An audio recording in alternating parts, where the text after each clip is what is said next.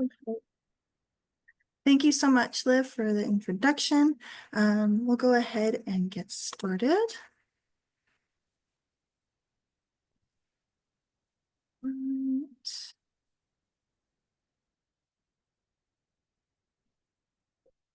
Right. So like Liv said, my name is Callista Galliher. I'll be kind of your head presenter today. And then I've also brought some of my youth that have participated in our leadership and youth workforce programs. Today, we'll be talking about the importance of youth leadership and also how to implement it in your programs. So to start us off, we're going to do a little bit of connection before content, allow us to kind of ground in this space for this second session. Some questions I want you to think of while we're doing this activity is, how are you feeling coming in? What are your previous experiences with youth voice and leadership? And what do you hope to learn? And we'll have those prompts on the next screen as well. So we'll go ahead and start that mindfulness minute right now.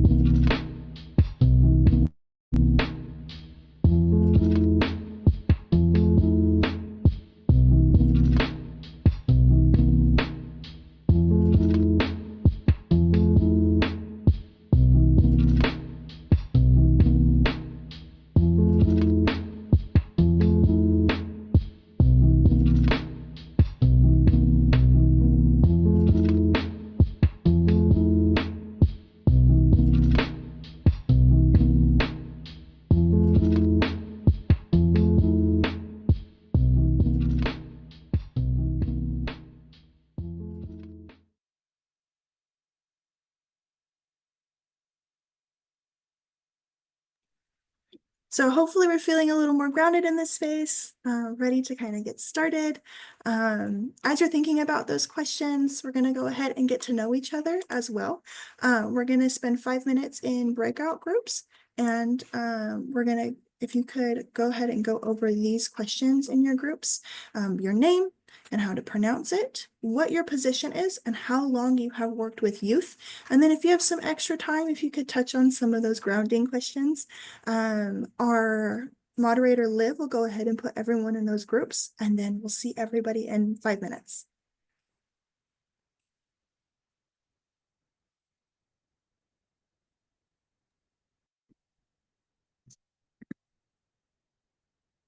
It looked like I got ran over by a Mack truck.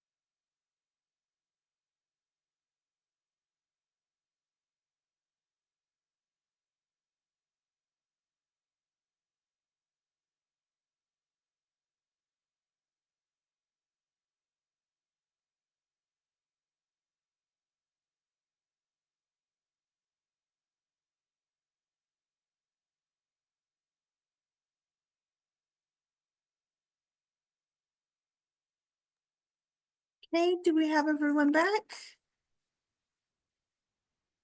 I think so. Does anyone want to share anything in particular they discussed in their breakout rooms? Anything that caught your attention? No?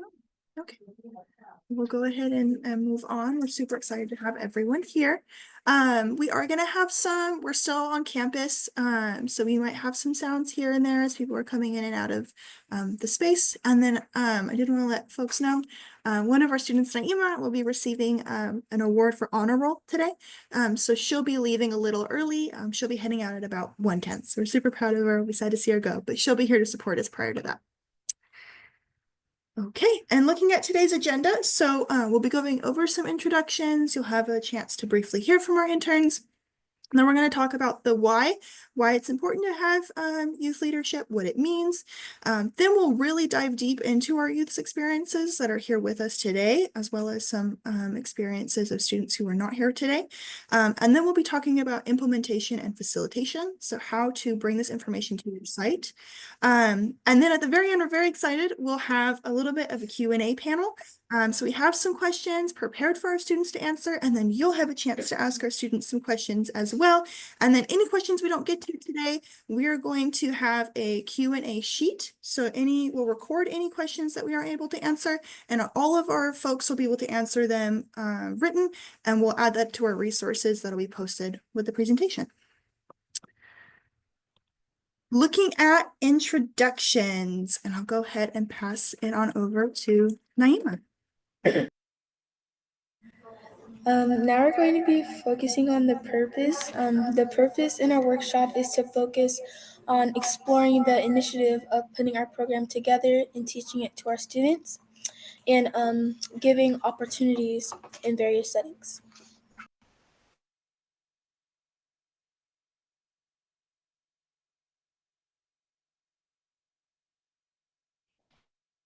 So these are going to be our learning objectives for today. We want to identify key areas for youth involvement, so determining where and how youth can best be involved in decision-making processes within organizations and communities. We want to develop strategic plans, so formulating concrete plans and policies that facilitate and sustain youth engagement in leadership roles.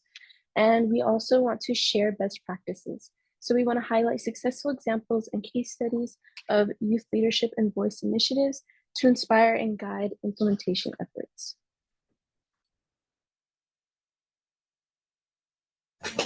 Next up, we have our community norms, and we call them that way because they are norms that we not only practice on the work site, but also everywhere we go to improve our environment. There are 4 of them, as you can see. There's the shared space, stay curious, be present, and be open-minded. Is there any norm that we want to change or adjust? No? Okay, sounds perfect. Next slide. All right, so now we're going to dive into our speakers for today. As I stated, my name is Callista Galliher. I am an expanded learning senior program manager and a youth workforce program manager. So I am stationed at an elementary site. I serve mostly elementary students, but then I also supervise and oversee a youth workforce program in the Twin Rivers School District. My passion for working with youth started at a young age. I'm the oldest of 5, so working with our littles came naturally to me. I fundraised for girls' education in 4th grade, and I talk about that moment because it was the first moment that I was empowered by my school, by my community, to really put this initiative together. And so that really sparked my kind of go-getterness, my goal in serving our community. And so it was really cool to have that backing. I strive to bring that experience to our students. In high school, I served our expanded, or not our expanded learning, but an after school program locally in my junior and senior year in high school. I wasn't paid for it, so the fact that we can pay our youth now is very exciting. I did it as part of an extracurricular. And then straight out of high school, I joined expanded learning with the center, who I currently work with now. And now I've been promoted into that site coordinator role and senior program manager role. I launched Youth Workforce in Twin Rivers, spring of 2023. planned it for a year, proposed it, and then was able to take that on. So that was really exciting. And then fall of last year, I launched our K through 12 Emerging Leaders Pipeline, which was an opportunity for us to explore what does it look like to mentor and coach our youth starting in kinder, and then having that youth workforce program at the end of that pre-college experience in 11th and 12th grade. What does that look like? And so we've really been exploring, as you'll see with Naima, what it looks like in tapping into our elementary youth and really preparing them for that end of high school career and then that transition after.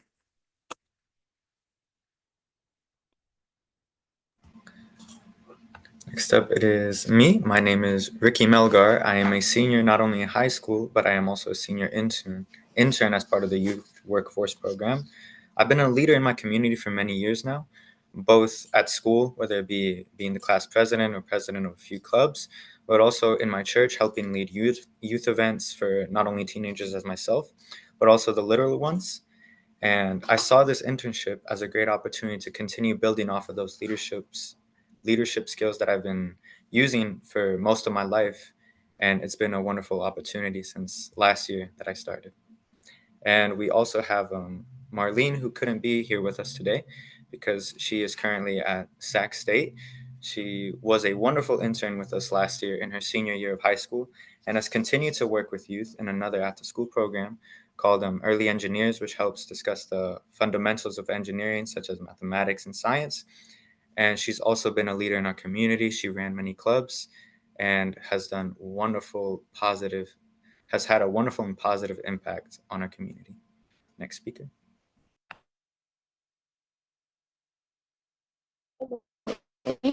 I'm currently a senior in high school and a senior intern. This is my second year as an intern and my first year as a senior intern. I am an ambivert, so I am an extrovert and introvert, but I mostly lean from the introverted side. But this internship has definitely allowed my extroverted side to shine. I love all types of art, which is what led me to CAA. And I love being able to spread that artistic side of all of the students that I see. And I love food and I love music, so that's a bit about myself. Hi, my name is Naima Cummings. Last year I have participated in the leadership program. I'm currently in 7th grade, and I continue to practice my skills I learned last year. So I really look back on my experience with the leadership program, and I really use it for everyday life, whether it's controlling my anxiety or trying to cheer somebody up. So. Thank you, students. Now we're going to be looking at our presentation content creators. So in addition to having our youth speakers today, I also had members of our youth team support in actually creating the presentation. So our visuals, our videos, and our written content as well.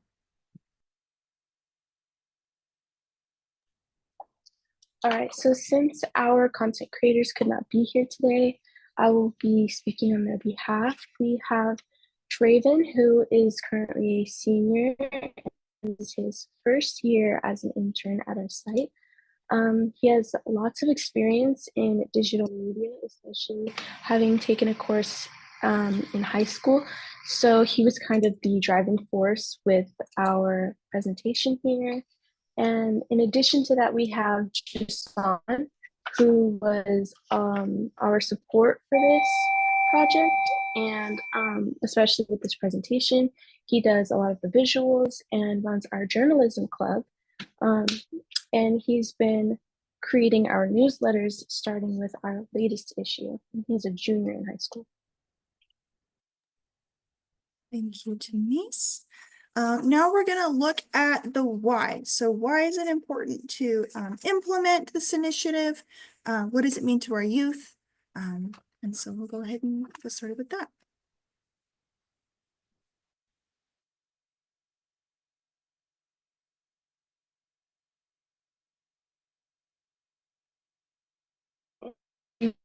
doing an activity called Think, Pair, Share. Into some break rooms again.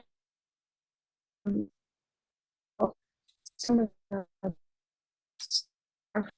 is to share one time you were empowered to take on a leadership role as a youth and how that has impacted you. And our second prompt is to share something you have been empowered to do as a youth and how you would have liked to have been empowered. So go ahead and if you do have time, then you can share your answer to the second.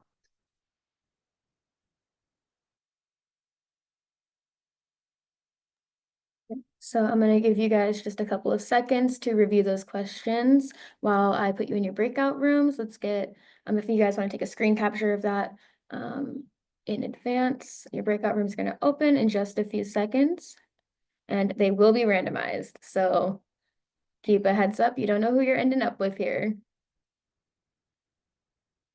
Okay, couple more seconds. All right, breakout rooms are opening.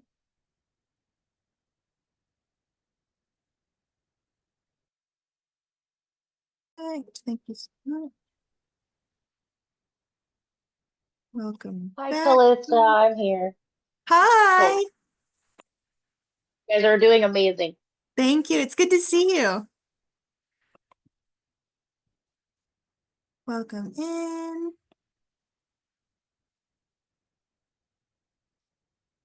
Just waiting on a couple more folks as they wrap up their conversations.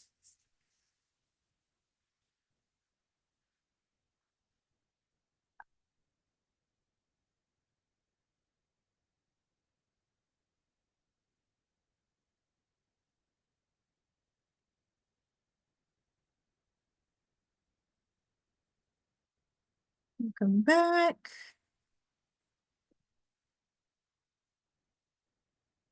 Hello. Is that everybody? I think that's most of our folks. Okay, everybody's back. Did we have a chance to select our leader for our breakout sessions to share out?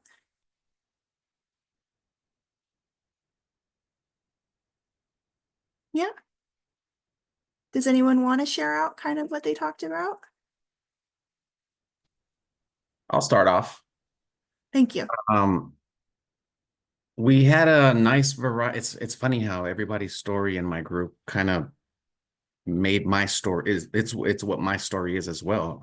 We had experience in, as like the class president and how that leadership role kind of started, the leader that person was, getting over public speaking and just battling all those insecurities, right? We also had somebody that was in charge of a yearbook club and all the responsibilities that entitles.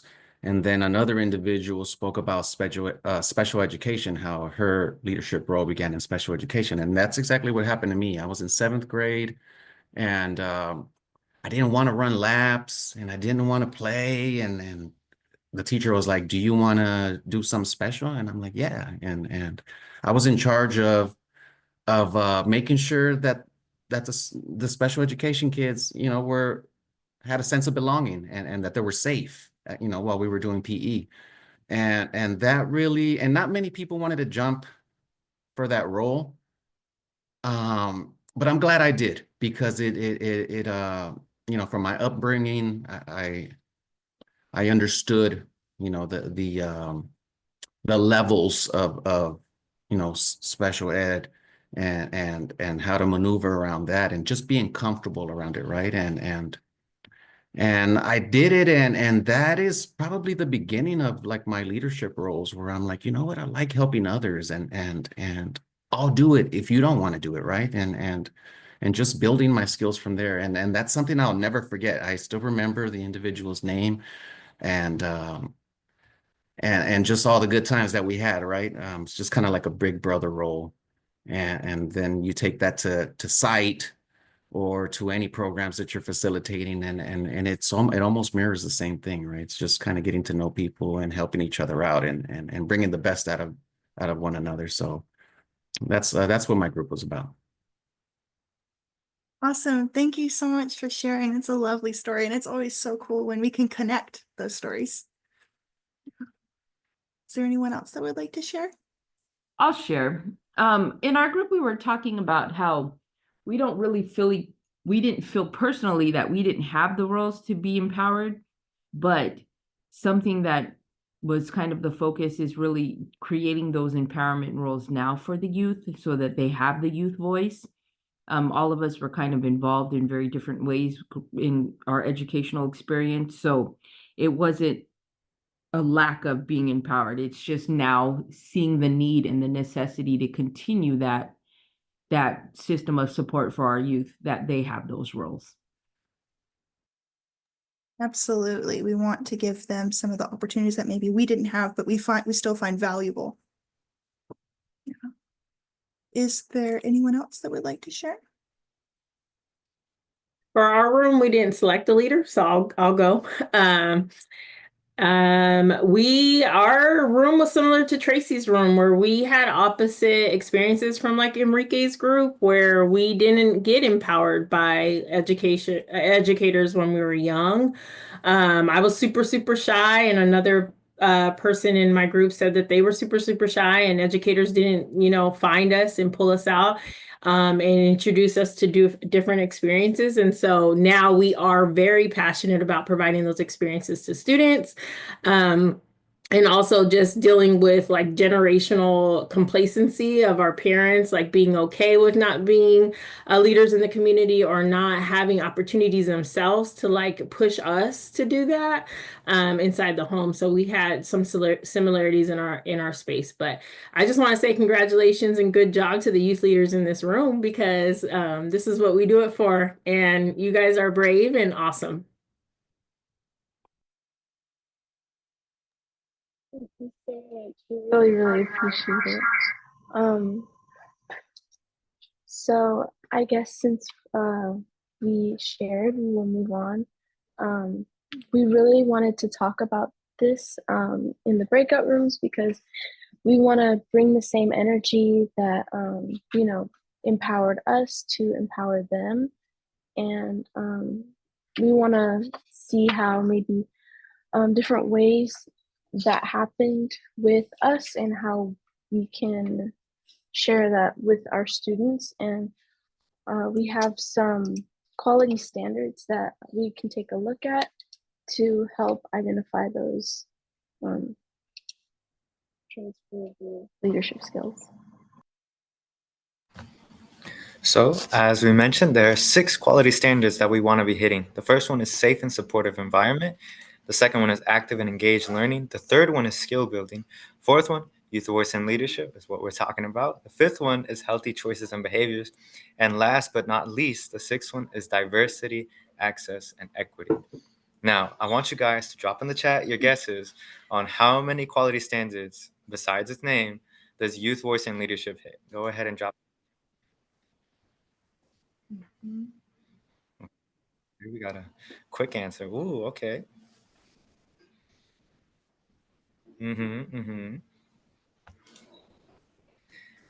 I like the answers that I'm seeing, because youth voice and leadership does indeed hit all 6 quality standards. And we're going to move on to our next speaker to dive a little deeper into how we hit all 6 of them. All right, so I'm going to go over all of our 6 quality standards.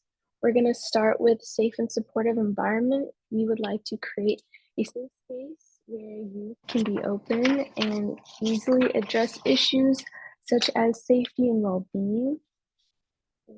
Next, we have active and engaged learning. We want to engage students in leadership roles and promote responsibility and active involvement. With skill building, it's important that we have leadership activities that allow youth to engage in real-world projects and enhance their transferable skills, such as problem solving, decision making, communication, communication, critical thinking, and resilience. For youth voice and leadership, of course, it gives youth a platform to participate in decision making and help them feel valued and recognized, boosting their confidence. With healthy choices and behaviors, we want youth-led initiatives, often fostering a sense of camaraderie, helping individuals feel less isolated and more connected to their peers. And lastly, with diversity, access, and equity, we want to encourage diverse voices in leadership and just promote an understanding and respect to create a more inclusive environment. Next slide, please. Okay, thank you, Tamis. We're going to go ahead and start talking about our youth experiences.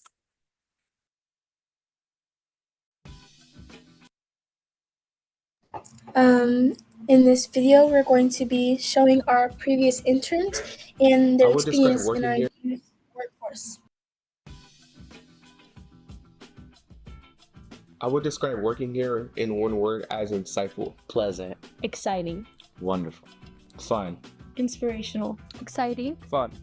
It's cool. Thrilling. One of my favorite moments working here is when I first started and I entered my classroom for the very first time, and all the kids rushed up to me and was like, "Who is that? Who's that? Is that our new teacher?" And it really made me feel like I found a new home. It was really heartwarming seeing all the kids happy to meet somebody new. What skill I've learned while working here would be teamwork.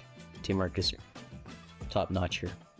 One thing I've learned while working here is how to diffuse situations between kids without getting either of them upset.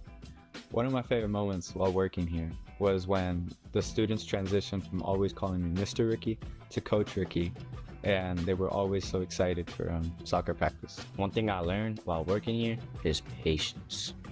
One of my favorite moments while working here was seeing parents and families appreciate my students' work. One thing I've learned is helping the kids be the best of themselves, even outside of the class and not just in class. One thing I've learned while working here is how to better communicate with my peers as well as people who are younger or older than me. My favorite moment is when I'm talking with the kids. One thing I've learned from working here is proper de-escalation with the right audience. I'm Anthony, and I'm Elias, and this is Youth Workforce.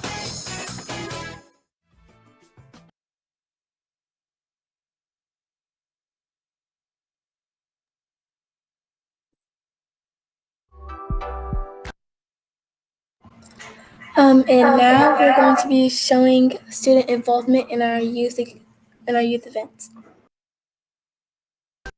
Hello, my name is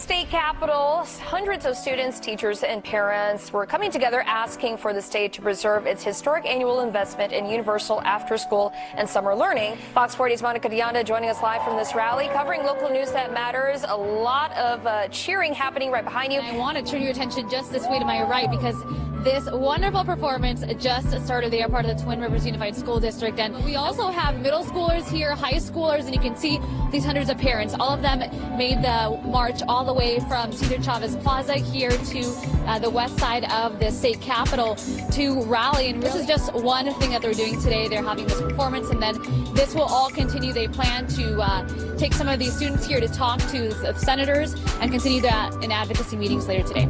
Reporting live from the state capitol, covering local news that matters, Monica De Anda, Fox 40 News. Monica, thank you.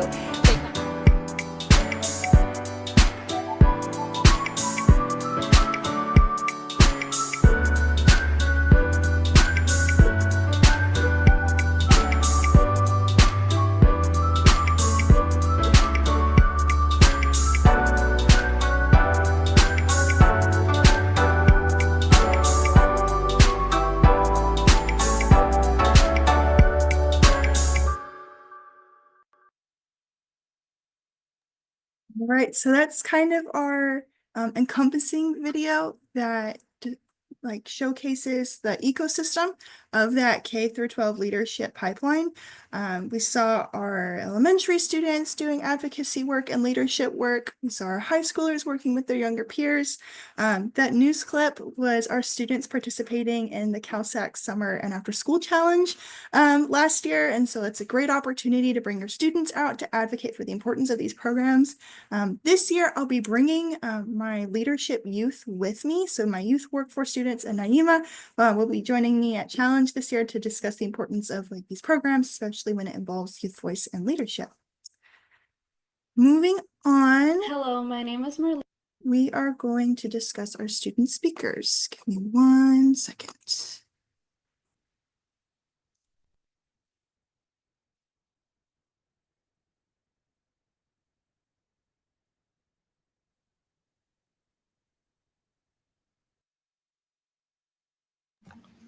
All right, so one of the first student speakers that unfortunately couldn't be here with us today, but we wish her all the best in her endeavors at Sac State, is Marlene Nieto, as we see her here.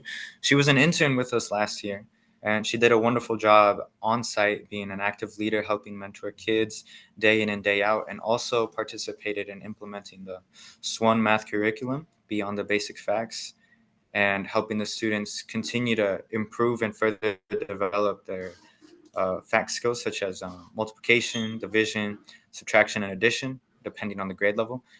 And she did amazing things in the youth workforce program, obviously mentoring the students and also future leaders, and is now continuing to work with the youth as part of the aforementioned program of early engineers, which, as we talked about, helps develop those fundamentals of engineering, such as science and math. And she's continuing to do amazing things. So if we could play the video of her with her interview, would be awesome. Nieto, and I was with the program when I was a senior in high school, and throughout my time there, I've gained a lot of learning experience and professional development. Throughout high school, I gained experience in leadership. I was very involved with fundraisers, community events, extracurriculars, and clubs. And now I'm currently enrolled in Sacramento State University, where I'm pursuing my biology degree. After working with CCA, I started working with after-school programs across the district as an early engineering instructor, where I teach engineering fundamentals through fun activities and projects. Now I plan to keep working with the youth and aim to bridge the gap of knowledge for all my students. A skill that I've developed from the program is quick problem solving and being able to improvise on the spot.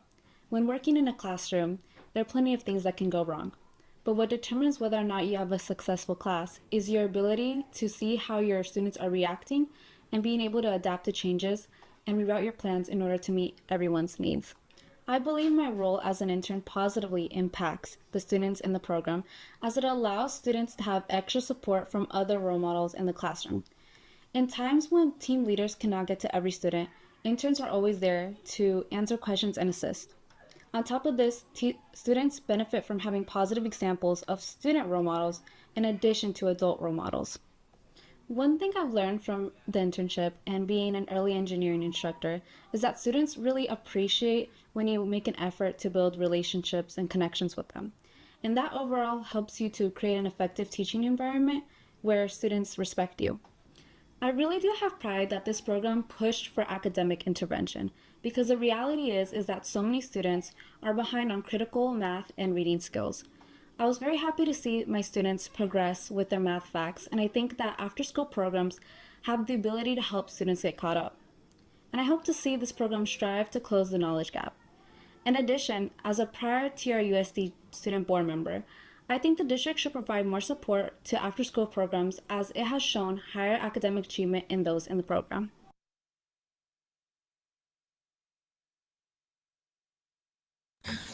As we can see, she's done amazing things. A little bit more about intervention.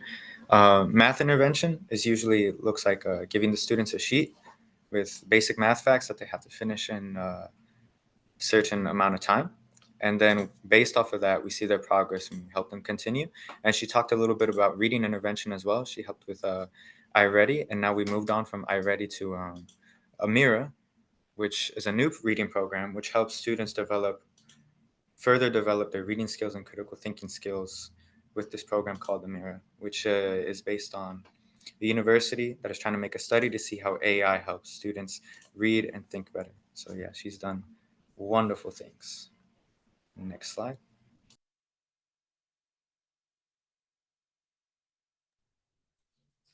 So hello again, I am Tamise. So currently I'm working towards traveling as an ESL teacher, so English as a second language.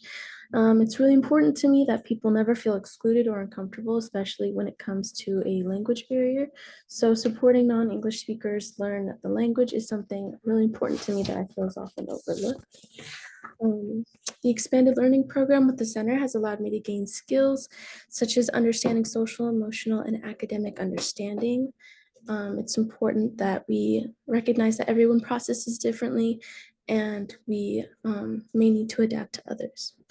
One of my most memorable experiences while working with the students is noticing how they would approach me more as we became more familiar and comfortable with each other because we built that bond as a peer and a mentor. And I think that's truly important if you want to connect with your students. One piece of advice I would give to future interns would be to make connections and collaborate with everyone you meet. So sharing those ideas and information is a really great way to learn new things and gain positive feedback. I've supported with and planned multiple events and fundraisers for my site. Recently, I put together a face paint and photo booth fundraiser for our program, as you can see in that photo, at our school's craft fair, along with planning upcoming events such as an impactful Women Appreciation Night in light of Mother's Day. And I've also been on board with curriculum development involving reading and math. So bringing SWAN math curriculum into the classroom and helping other interns carry that knowledge into the space have been one of my responsibilities, along with past reading and writing practice with the students. Next slide, please. Hello again, my name is Ricky Melgar, and as I mentioned before, I'm a senior both in high school and a senior intern, and I've been working with the community for a while now, whether it be in church or at school. And like I said before, this internship was a great opportunity to further develop those skills. And definitely a skill that I really appreciate having learned here was how to manage a program from start to end. And one of those programs that I helped manage was actually Soccer for Success in the after school program, which was an absolutely incredible opportunity to mentor students not only in their physical abilities in soccer, but also in helping them develop further in the social and emotional environment. So that was an absolutely incredible experience that I value very much. And it's helped me continue having a positive impact on the community here at school, on site, and everywhere that I go. So next slide. Once again, my name is Naima Cummings. I feel my role of responsibility for the students has made an impact on them, and it really showed them how to treat themselves and others, whether it's building self-esteem, their character, or enhancing their culture. A skill I learned is how to speak into large groups. So again, with my anxiety, I had a lot of stage fright and I was really shy to speak in large groups of people. But now I am more comfortable and confident in speaking towards a large group. A memory I had with leadership is planning events and schedules and meeting up with the vice principal and Miss Callista. Times I've shared with my students were my clubs, and for example, I taught how to contour the face, design clothes, and braid in my beauty class. Next slide. Okay, so now we're going to go through some implementation and facilitation best practices, things that you can take back with you to site.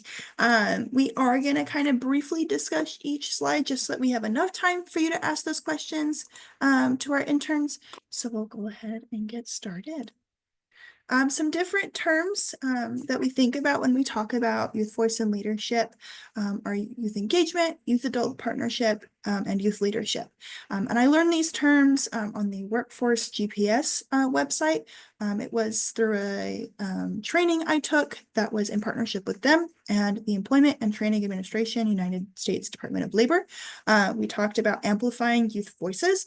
That will be a resource that I will add to our resource sheet that will go out with this presentation. The presentation was a while ago, but they've uploaded both the training materials and the recorded session. So these are just different spaces that we talk about, and each space has a different level of engagement. Youth engagement is a strength-based approach that focuses on preparing students to meet the challenges of adolescence and adulthood through coordinated, progressive series of activities and experiences that help them become socially, morally, emotionally, and physically, cognitively competent. This is a space that is run by the adult and allows the student to engage in. It's more of a coaching space, not as youth-led, right? Then we have that youth adult partnership, and that's a 50-50 space. So that's a space where adults and youth work together and collaborate on initiatives. And then you have that youth leadership space, and that's the youth space. They're inviting you into that space to support them in areas of need, and they let you know what those areas are. And then they come up with their product. And again, you're there as their coach. Looking at Roger Hart's ladder of participation, this is an alignment with those terms, right? Two different resources, but they kind of follow that same track. And so you have this scale of 1 to 8, 1 being that adult space that brings the students in for a little bit of collaboration. And then you have that level 8 space where, again, it's that youth space and they're bringing you in. There's no right or wrong, right? You're not wrong for mostly having activities on one side or the other. It's all about balance, right? And so when we look at this ladder of participation, I have a lot of youth leaders. It's something that we strive to implement in a lot of what we do at site, but my site's not going to be run by my youth. That's going to be more of a level 1, right? Things like their student clubs are going to be more of a level 8. They come up with the idea, they tell me what club they want to do, they tell me what materials, I leave it all up to them, they tell me, I get it for them. And so it's all about that balance and finding that balance in that partnership and sharing that space. Looking at some more like pragmatic things. So we've got funding, right? Funding is very important, especially when we're talking about youth workforce. There's a big push to get our students paid and to validate their work, right? And so there are different avenues of receiving that support. We have the City of Sacramento Youth Workforce Grant, and I believe there are other cities that have that as well. Us being in the greater Sacramento area, that's the one we use. It's an RFP application process. However, it only accommodates certain zip codes. So being in Twin Rivers and North Highlands, a lot of our students don't have access to that zip code. So we had to find an alternative, and we'll talk about that in a second. And this funding is used for stipends, salaries, whatever you're requesting that grant for, and then you kind of follow the request if awarded. The next is ELOP through district partnership. So even though we are supporting high schoolers, we are able to use ELOP funding because it directly impacts our elementary students. So because our high school students are coming down to the elementary level, we are able to use that funding. We secured this through our district partnership in Twin Rivers. It was a proposal. We talked about all of the initiatives, what we wanted to do with it. And they said, yes, green light, go for it. And we loved that. And basically we calculated the total amount of hours that all of our youth would work, multiplied it by an hourly rate. And then we said, can you award us this money? And they said, yes. Our students are paid bi-weekly like employees through a payroll system that we provide. And so it's a great opportunity for them to practice that as well. We used that money just for salaries and stipends. Part of that partnership is we asked if we could also get merch, and we were able to get that through an additional budget. So we're really excited. We're going to get them shirts, backpacks. It'll be really cool. I was able to design a logo for our youth in Twin Rivers, and so that'll be all over everything as well. And insurance is also purchased through the agency. So that's how we were able to partner with district. We insured them like an employee, put them on our payroll like an employee, and then district help us fund that. The next thing that's really important is building relationships with stakeholders, right? So once part of building that relationship with our district is once they say yes, immediately it's, you know, pictures as much as possible that we can send, thank yous, it's letters, it's cards, it's inviting them to events that our youth are speaking, really putting that initiative in front of them so they can see how their money is being spent. And then you'll have partners that'll be more likely to provide that money in the future because they've been a part of that process all along. I find a way to tie youth voice and leadership into almost everything that we do. I've had stakeholders approach me about new initiatives, and my first thought is, how do I get my internship students on it? How do I get my leadership students on it? And then that's a way to tie it all together, so you're not necessarily doing double the work. It just seamlessly works together. And then finally, looking at surveys, you always want to get that feedback so you can CQI. We're always evolving the program. We're always changing the program. And so you can get those surveys verbally, written, whatever is the most efficient. But it's always good to get that feedback so you can work with your stakeholders. Next, we have how opportunities are evolve based on building those relationships, right? So you can have new initiatives brought to you, again, creating that seamless relationship. Something we're exploring is adding the civic seal of engagement. It's something that districts can participate in and it has curriculum that comes with it that teaches students how to be more actively involved in their communities in a civic manner.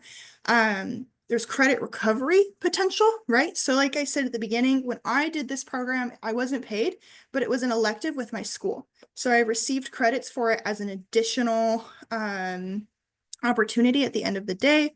Advocacy, right? We talked about challenge. They'll be coming with me this year. And then teach the teacher model, right? I have my interns teach my team leaders because we can always learn from each other.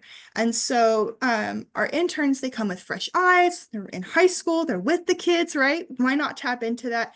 And they help us in various ways, whether it be their needs, whether it be things that they see the kids are into, let's implement that. And then they also can teach each other things.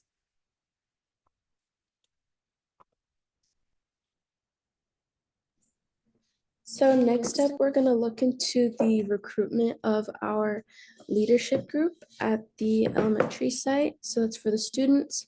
The program, we set it up using a PBL, which is a project-based learning model, basically putting our plans and ideas all on paper, along with our intentions and outcomes for the project. So that's created by our interns for K-6 participants.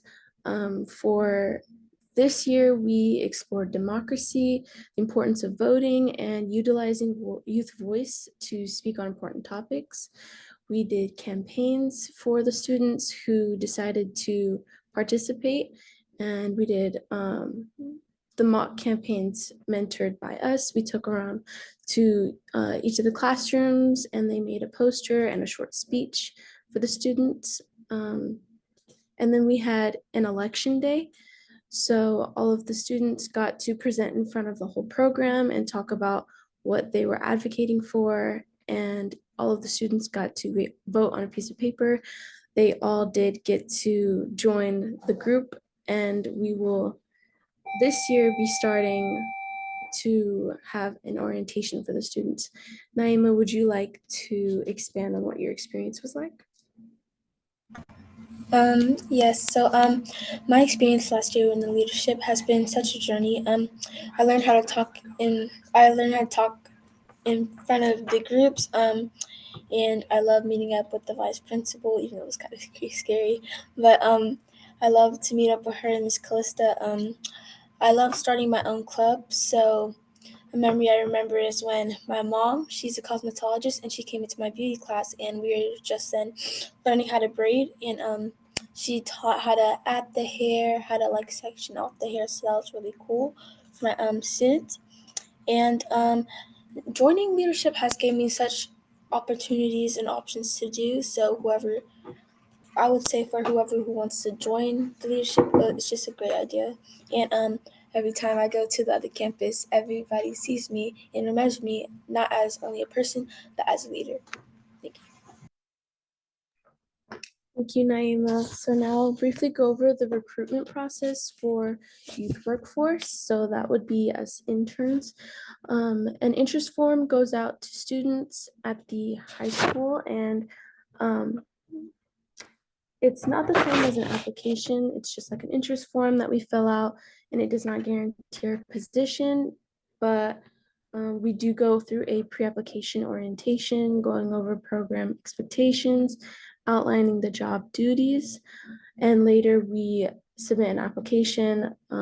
We do a cover letter and a resume, and then once we pass that section, we go and schedule interviews with each of the applicants. And once you have gotten your placement, we do an orientation, one for interns, which is a formal onboarding presentation, and then one for actual staff, which is a casual meeting agenda. Next slide, please. Thank you so much, Timis. At this time, I'm going to release Naima to go to her award ceremony. Like I said, she will be receiving an award for honor roll today for maintaining her GPA at a 4.0. So we're super proud of her. If there are any questions you specifically have for her, there will be an opportunity to add those questions to our survey at the end. And we'll add that to our Q&A sheet for her to answer later on written. So thank you so much, Naima.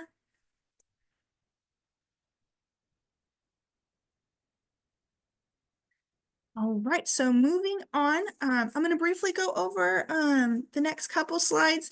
Like I said, I want to make sure that we get the opportunity for you guys to ask questions. So when it comes to training and mentoring our youth, we always want to keep it ongoing and intentional. We do check-ins daily, weekly as needed. We want to make sure you have constant deliverables ready. So every time our youth come into the room or come on campus, they know exactly what they need to work on. Students work on event planning, fundraising, we have meetings. They create the agendas we create them together sometimes. And then we also have our student clubs that we've talked about. And with that, they do create flyers and recruit for those clubs. They write work plans. We train them on the quality standards so they know how to use them, when to use them. And then they support with those student initiatives that Ricky touched on. And we always tap into student interest. So this is kind of a new initiative that I've really been pushing for, is to empower our youth to bring supplemental services. So like we mentioned, Draven helped us with our videos, our presentation. Jason helped us with our newsletters. Ricky came with that soccer experience, so we had him start the program. So we really want to tap into that interest. And so students don't feel kind of stuck in just working with our kids like in the classroom, right? There's so much more they can do. There's so much in expanded learning.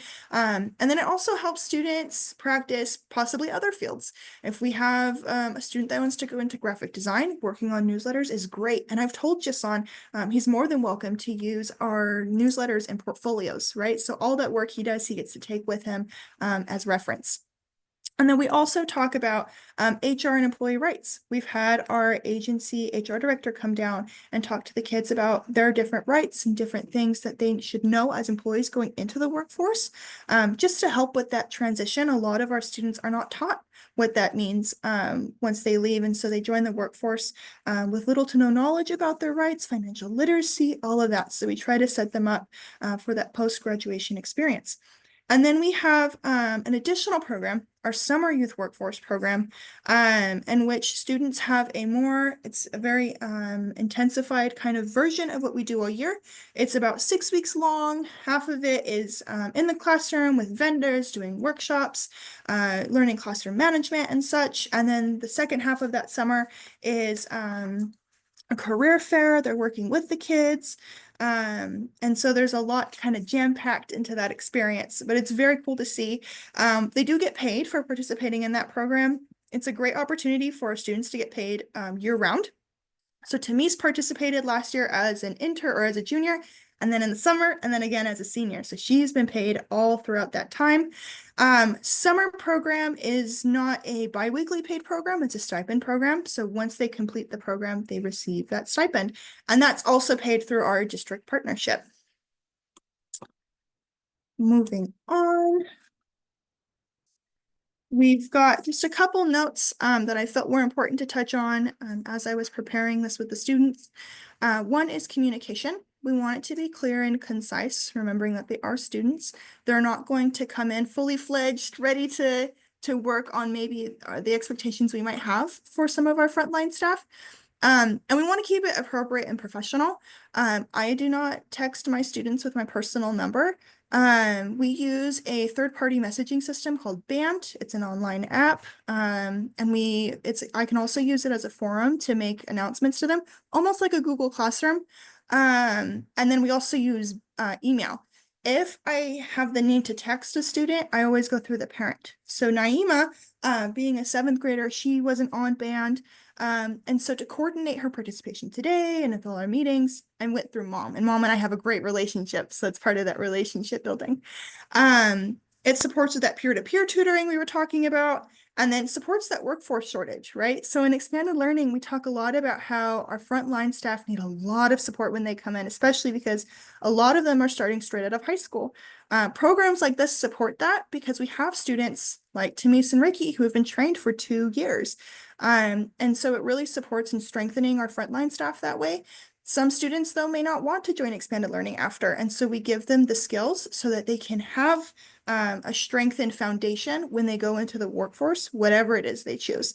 And so this really supports our young adults, right? They're still youth, but they're young adults as they transition from high school into their careers and into college.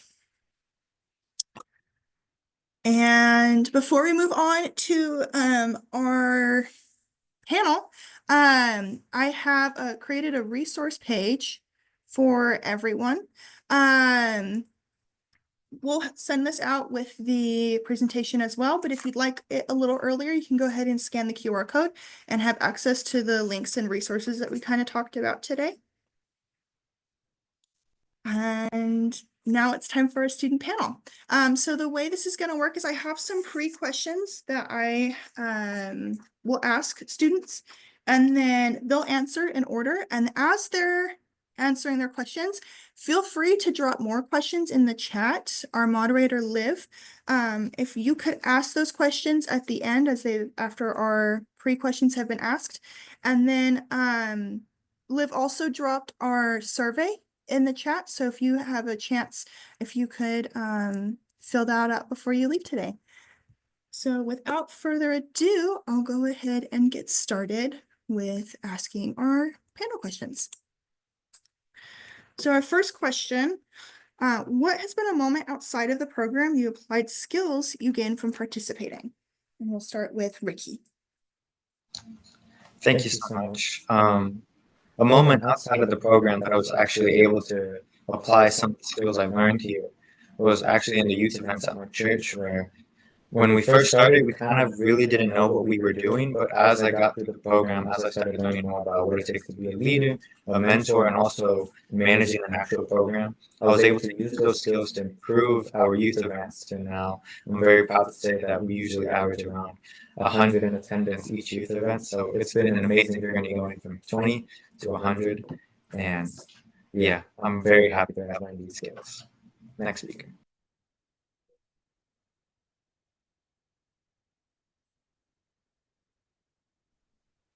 So For me, it was Link Crew. Link Crew is kind of a program that's been throughout California, and it's where seniors are able to apply for a position at their high school to kind of connect with freshmen, introducing them to high school, some pieces of advice and skills. Looks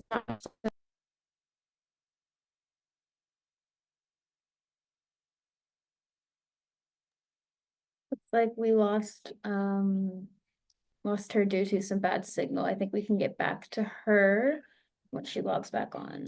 Her Zoom just disconnected a little bit, so when she comes back on, we'll let her finish. I'll go ahead and are you good to go? Okay, she's good to go. Sorry about that. My Zoom disconnected. So with Link Crew, we throughout the year meet with our freshmen and just connect with them, make them feel more welcomed into high school, because I know for your freshman year it can seem kind of intimidating at first. And we also connect with some incoming 7th graders as well, since we are a 7th through 12th campus. Skills that I've applied, especially public speaking and having that leadership position, definitely helped, because I had to be the extroverted one and get others to participate. So the skills that I've learned through Youth Force has helped me with that.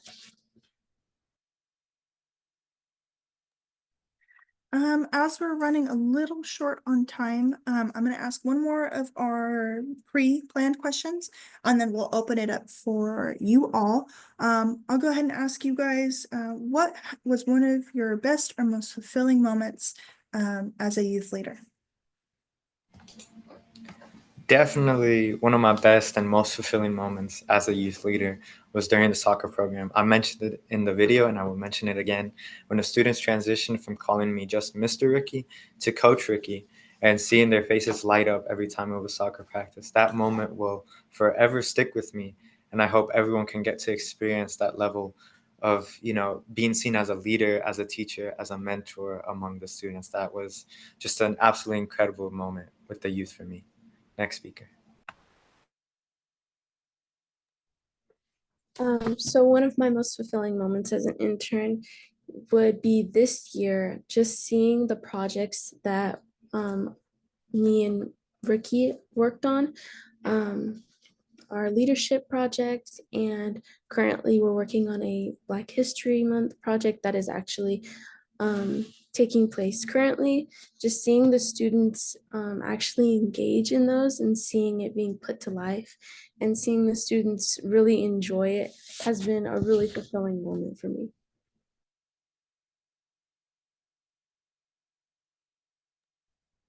Okay, we'll go ahead and open it up for everyone. Here's a quick QR code to our survey. I apologize, there was an issue with our QR codes. They're both the same as the survey. So I'll go ahead and drop the link directly into the chat right after this. So give everyone a second to look at this, and then I'll go ahead and stop my share. Are there any questions you would like to ask our youth participants?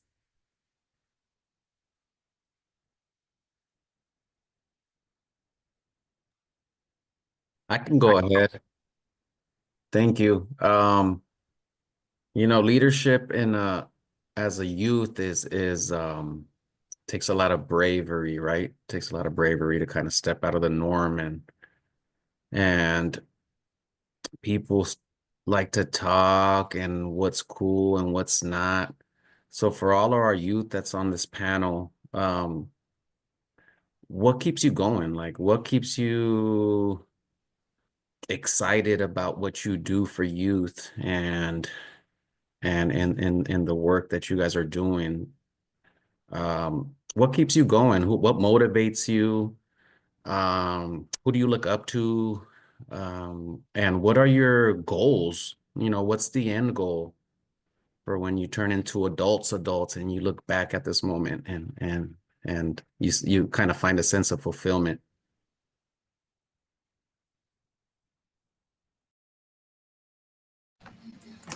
Thank you so much for your question. I absolutely adore this question because I feel like it touches on a lot of things that I resonate with and that actually do keep me going.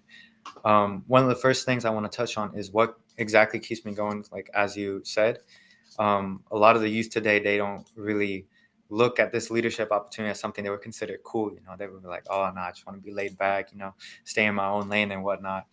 But I feel like it's the beauty of seeing like students, the youth, these kids look up to you as like someone that they can trust, that they know they can look to for advice, for mentorship, and how to improve their own life and impact them in a positive way. I feel like that's definitely part of the thing that keeps me going. And seeing the end goal, I definitely feel like the end goal is something that I might not see because it's very far out into the future. But I know and I have that faith that the impact that I have today will influence them to make better decisions tomorrow. So that is definitely what keeps me going and keeps me inspired to keep moving forward in youth workforce and leadership. So yeah, thank you so much for your question. For me personally, what keeps me going, taking on these leadership roles, especially with this program, is just remembering how I was in elementary school and junior high. I was definitely very opposite to where I am today. And just, I want to be that person that people can go to when they have questions, or maybe if they feel kind of stuck somewhere and they don't have anyone to reach out to. I want to be that person that can show them that it's okay to step out of their bubble and kind of show them different paths that they can take, because a lot of the time they're only following the path that people push toward them. So helping them see what kind of future is offered to them and what paths that they can take and choose to take. So yeah.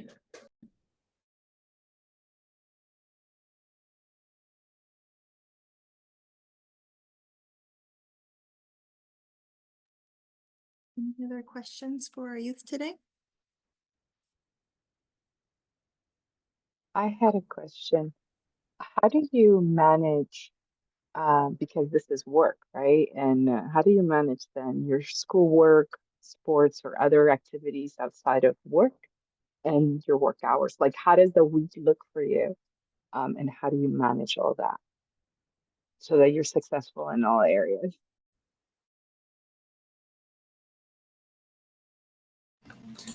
Definitely, it is a lot.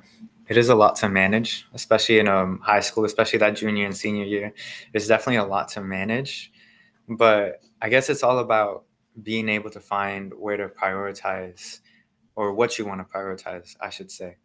Like in school, I obviously want to focus on my schoolwork. I want to make sure that I'm on top of things and I'm not falling behind and not going to put being an intern as an excuse to why I'm falling behind in my classes. And at work, I want to make sure that I'm always on top of things. And I know Miss Callie, my boss, has helped me a lot in being able to stay on top of things, to stay focused and get the projects done. Because like she said, there are always deliverables in and out every day. And it's our goal to make sure that we're on top of those and finishing them up. So it all comes down to balance, but it can be done. It is possible. So yeah, thank you so much. Next speaker. So I definitely have to agree with what Ricky said. It's definitely about balance and what you prioritize. I personally have a love for dance. So especially last year, I took dance class throughout the week.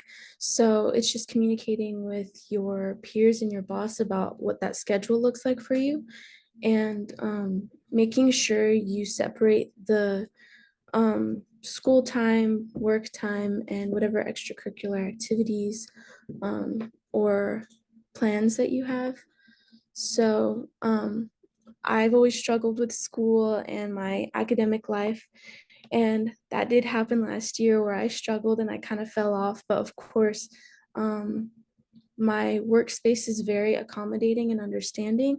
So I took that time off to get back on track. So it's just the priorities, you make sure you have those and making sure you separate that time for each of those categories. Thank you. We have we have time for about 2 more questions.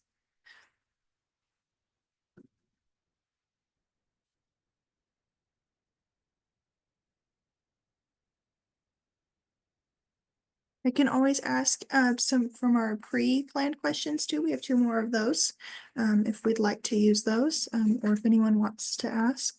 A couple seconds for anyone to take the floor. Okay.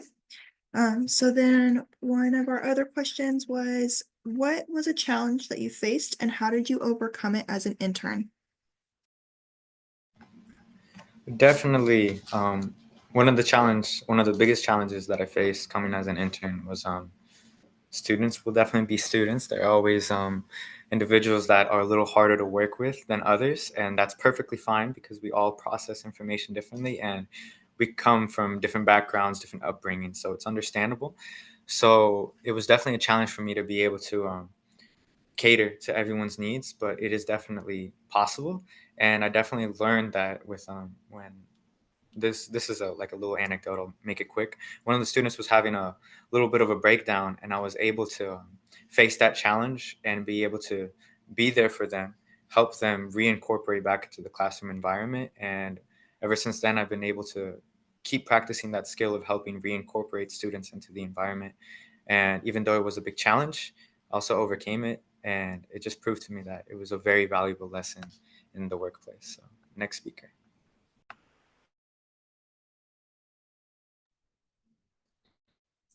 So one of the challenges that I faced as an intern and also just throughout my life is I've always been afraid to speak up about having issues.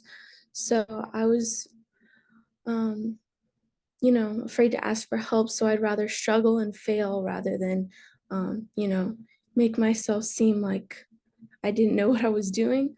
It was just that embarrassment. But this program has definitely showed me that asking questions is better than just taking the fail. So I've learned to ask questions from my peers and from my boss. There's actually a moment not too long ago where I didn't know how to print paper double-sided. So I kind of sat there for like 10 minutes not knowing what to do. And then I was like, Denise, you have to ask for help. You can't just sit here. So I went ahead and I asked one of my peers how to do it. And then now I know how to make double-sided paper. Thank you both. Our final question that we have today was, describe how you were or continue to be mentored through this program.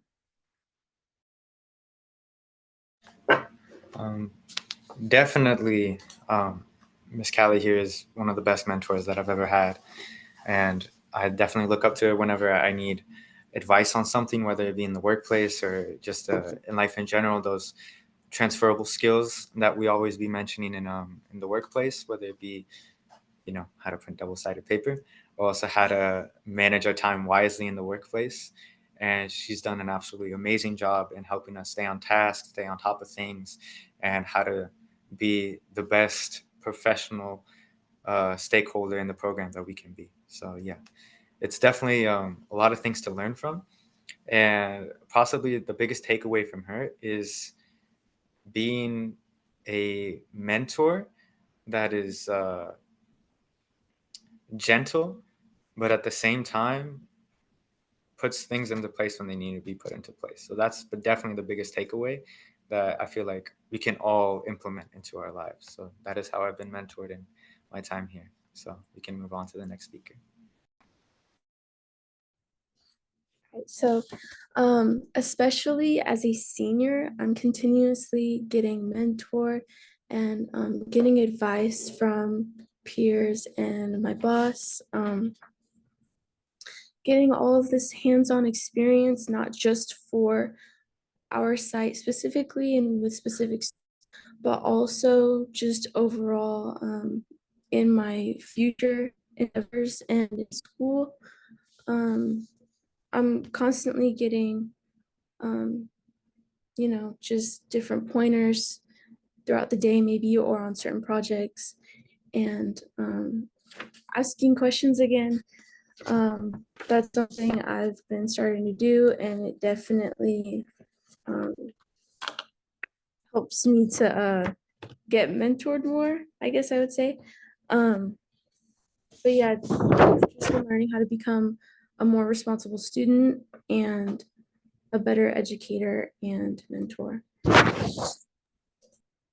Thank you so much, you guys. I get so like emotional. This is kind of our culminating, for everything that we've been doing. It's just been it's been so cool to see, it all come together. I'm so proud of them and Naima and, we have a team at my site of 13 students. We have two other high schools. There's 15 students at those. So we have a lot of youth that are supporting Twin Rivers right now. And so to kind of see it, and there's so much to do, there's so much work left to do and to grow and improve. But to kind of see where we are now versus like 2 years ago when we're just, taking those baby steps. I feel so blessed to have them here with me today to share their experiences and to talk to you guys. So thank you so much for joining the workshop today. Liv, I think maybe you have some final words. Yes, I know we said that that last question was our last question. However, Enrique placed a question in the chat that I actually think would be really good for this workshop if you answered it. You got a question for you, Miss Callie. So, as their mentor, how do you feel about how much progress your youth has made and the impact they make in the community? I think that's a great question to end this on. Yeah, like I said, we've seen so much growth. But we have like even down to like some of our students that maybe you'll say like they're the troublemakers. We bring our interns on campus and they build that relationship and the program runs so much smoothly. It was crazy. It was like this moment, right? Where we're like, maybe they need a youth mentor and maybe not just a teacher because they see them all day. And so little things like that have made an impact. Our community here in North Highlands is really tight. So I wasn't even aware of how many of our families in the elementary school program know these students outside of the community. So to have students that literally represent the youth that are in the program has been so incredible to watch. It's been so cool to see our kids excel. We had kids who were never doing homework prior, but now they have this, student they look up to. And so, I'll have students too that they'll ask me, is this program, they'll be fourth, fifth grade, is this program going to be around when I'm a junior? I want to teach too. And so to have those moments is just, it makes my heart so warm to see the impact. It's such a positive impact.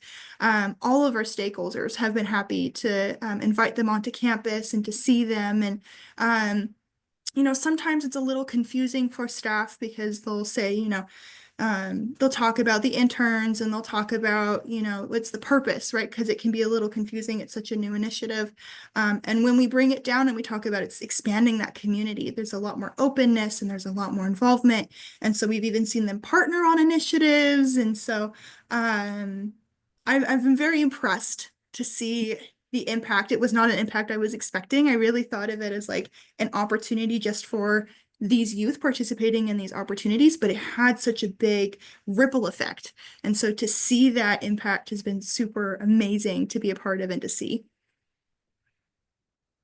Thank you. And thank you for the great question. Thank you to your youth who showed up today and also the youth that could not make it to your workshop. We are right on track to ending this workshop. So in about 15 minutes, we will all reconvene in that main room, take a quick bio break, drink some water, do what you have to do. And we are looking forward to seeing you. If any of you are registered for the in-person events throughout the rest of the week, we are so excited to see you. Come say hi to any of us. All right. Thank you, guys. Thank you, everybody. Thank you.